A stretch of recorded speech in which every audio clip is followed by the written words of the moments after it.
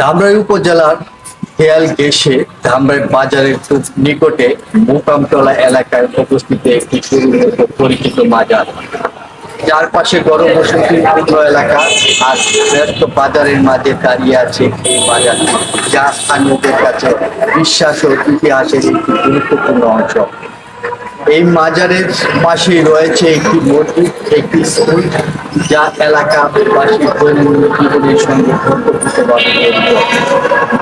আজ আমরা জানতে চেষ্টা করব এই মাজারের নামকরণ কিভাবে হলো, কে এটি প্রতিষ্ঠা করেছে এবং এই মাজারকে ঘিরে কোনো অলৌকিক ঘটনা বা লোককথা রয়েছে কিনা। ধামরাই বাজারের ব্যস্ততার মাঝে এই মাজারে প্রতিদিন ভিড় করছে নানান শ্রেণীর পেশার মানুষ। কেউ আসেন দোয়া করতে, আবার কেউ আসেন মানত নিয়ে। তো আজ থেকে 700 কিংবা 750 বছর কথা কিছু সাইকেল নিয়ে 111 জন মিলে বাংলাদেশ ইসলাম প্রচারিত রাজা গোবিন্দ আমলে যখন হজরত শাহজালাল রহমান ছিলেন, শাহপরণ রহমান ছিলাম, হজরত শাহ আলী, হজরত খান জাহান বাগেরহাট, এদের মধ্যে আমাদের সামনে আসে 5 জন মসজিদ, যেখানে আমরা 5টি অবস্থিত বলে আমরা 5টি করেছি। তার মধ্যে হজরত সিমি রহমতুল্লাহ ইসলাম আছে ধামরাই পৌরসভা 4 নং ওয়ার্ডে, হজরত নির্জম বাহাদুর শাহ, হজরত মুকদম আলী শাহ, এগুলো আছে হজরত 2 নং ওয়ার্ডে আমাদের ধামরাই বয়। আর হজরত শেখ মোহাম্মদ তরবিন হাজি এই আছে এই 2 নম্বর ওয়ার্ডে মুকনতলা বাজার অবস্থান। এরা ইসলাম প্রচার করার জন্য আইসে এখানে বাংলাদেশে এখানে অবস্থিত হয়ে যায়। তারা এখানে সমাধিত হয়েছে, তাদের এখানে সমাধিত করা হয়েছে 750 বছর আগে। এখানে তাদের সন্ধানে পরবর্তীতে 400-450 বছর পরে তাদের সন্ধানে হযরত সৈয়দ আতাউর রহমান শাহ, এখানে আমরা এখন বাজারে প্রান্ত কেন্দ্রে এখানে অবস্থিত আছি। উনি সন্ধান আছে যে বাংলাদেশে তারা কোথায় অবস্থান করতেছে, শেখ মোহাম্মদ ওখানে খুঁজে এখানে পায়ে দেখে এখানে আছে।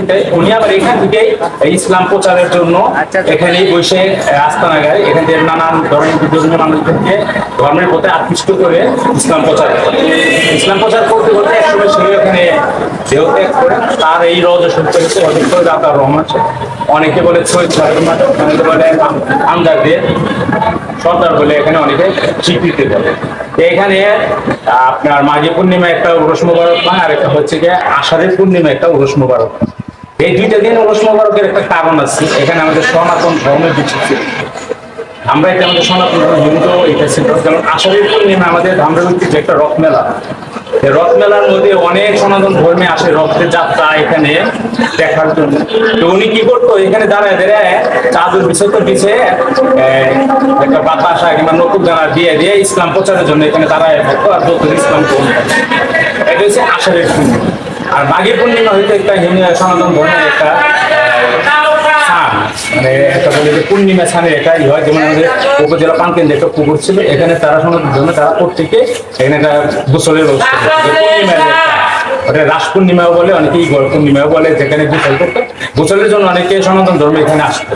তো সনাতন ধর্মে যখন আসতো তারা উনি সব কি করতো, ওনাদেরকে ওই ইসলাম প্রচারের জন্য, ইসলামে আহ্বানের জন্য এখান থেকে ইসলামটা প্রচার করতে করতে এক পর্যায়ে সে একসময় দেহ ত্যাগ করে। তার রওজা শরীফ এখানে করতো তার ভক্তবৃন্দ। তার অলৌকিক ঘটনা অনেক আছে যেগুলো আসলে বলা শেষ নেই। আর আমাদের ধর্ম মিলে এগুলো পর্যায়ক্রমে জানা যায়, একজন আরেকজনের মাধ্যমে জানতে এটা হচ্ছে। কিন্তু এটার সঠিক ইতিহাস তো বলাটা আসলে খুব কঠিন, কারণ আজ থেকে 450 বছর আগে, 450 বছর আগে, 700 বছর আগে এনারা এখানে ইসলাম প্রচার করেছে। ঠিক আছে, এইটুকু আর কি আমার জানা।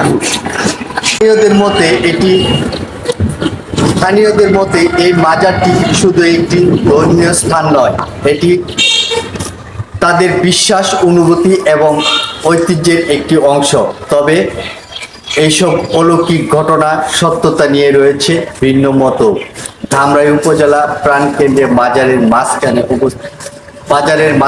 অবস্থিত এই মাজার ইতিহাস, বিশ্বাস আর লোককথার এক অনন্য সংমিশ্রণ। তবে কষ্ট থেকেই যায়, এটি কি শুধু বিশ্বাস নাকি এর পেছনে রয়েছে অজানা কোনো বাস্তবতা?